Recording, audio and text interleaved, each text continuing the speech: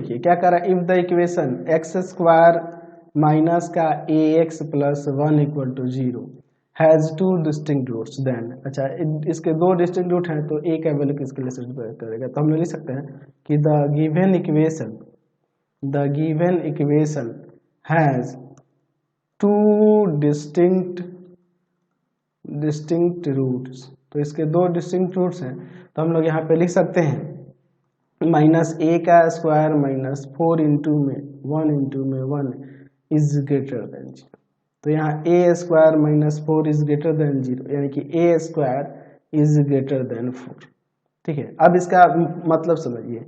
ए square 4 से greater है, तो आप देखो तो एक कौन कौन से पॉसिबल वैल्यू रख सकते हैं, तो आप अगर देखो तो ए का वैल्यू -2 से 2 के बीच का छोड़कर, इसके बीच का छोड़कर कोई भी आप रख सकते हैं, है ना, -2 भी नहीं रखेंगे, -2 रखेंगे तो ये इक्वल आ जाएगा।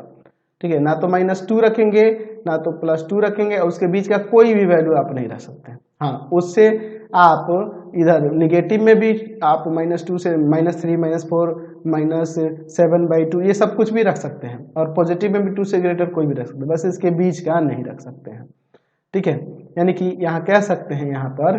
कि ए का वैल्यू ग्रेटर होगा 2 से, एंड या फिर और देते हैं, और ए का वैल्यू लेस देन होगा -2 से। ठीक है, इसका मतलब दोनों को हम लोग एक साथ देख कैसे लिख सकते हैं कि मोड ए जो होगा ग्रेटर होगा 2 से, यानी कि यहाँ पे इन दोनों से ये कंक्लूजन निकलता है। मोड का मतलब क्या होता है कि हमेशा ये पॉजिटिव वैल्यू ही देते हैं। ठीक है, आप देख लो 2 से ग्रेटर यहाँ 2 से ग्रेटर आप पॉजिटिव में वैल्यू ले लो, या फिर यहाँ -2 से लेस देन कोई वैल्यू ले लो, इसको सेटिस्फाई करेगा, यानी कि ये आपका सही आंसर होगा सी नंबर। समझ गए। क्वेश्चन नंबर 3 देखिए क्या